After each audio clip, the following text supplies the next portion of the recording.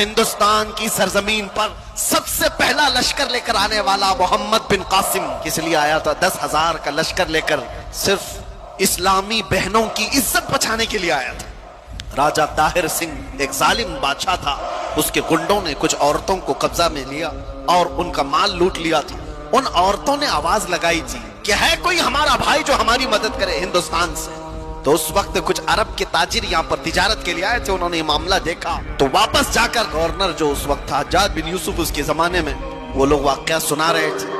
تو اسی واقعہ سنانے کے دوران دربار میں یہ نوجوان محمد بن قاسم جو بھتیجا ہے گورنر کا گزر رہا تھا، سن کر اسے بڑا شاق ہوا۔ پھر اپنے چچا سے کہا چچا جان مجھے اجازت دے، میں ہندوستان جاتا ہوں۔ تو دے دیکھا ہندوستان تقریباً 4,000 کلومیٹر دور ہند کی وادیاں دیکھا نہیں؟ اس نے کہا اللہ کی مدد آئے گی، میں لشکر لے کر جاؤں گا، اور وہ آیا بھی۔ اور اس کے بعد راجہ طاہر سنگھ کو اس نے مخاطب کر کے کہا تھا محمد عربی کے شیر ہیں اور ہم مقابلے کے لیے آئے ہیں۔ اس کے بعد 3 دن کی لڑائی کے بعد گنڈے بھی راجہ بھی سب تتر بتر ہو گئے۔ اس محمد بن قاسم نے پہلی بار پرچم اسلام لہرایا تھا، اور ہماری نئی پنڈتوں کی لکھی ہوئی کتابوں میں بھی محمد بن قاسم کی تعریف ایسی لکھی گئی ہے کہ ہم نے کسی ایسے جرنیل کو نہیں دیکھا جتنے انصاف کے ساتھ محمد بن قاسم نے اپنا پرچم لہرایا تھا۔ کسی پر ظلم نہیں کیا، محبتوں کے ساتھ لوگوں میں ایمان کی دعوت دی۔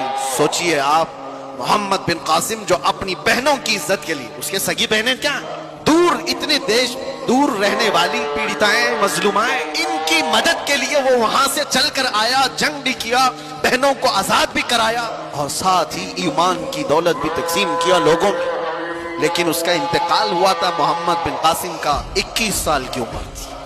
پھر اپنے گریبان میں جھانک کر دیکھو، 21 سے گزرے ہوئے بھی ہم بہت ہیں۔ 21 سال کی جوانی میں جو اتنا بڑا قدم اٹھا کر آیا، اس کے پاس وقت کی قدر و قیمت۔ یہ وہ لوگ ہیں جنہوں نے دنیا میں تاریخ رقم کر دی۔ 19 سال میں تو جوان یہاں ابھی ایسے لگتے جیسے ابھی دودھ چھوڑا ہوا، جسے کچھ خبر نہیں۔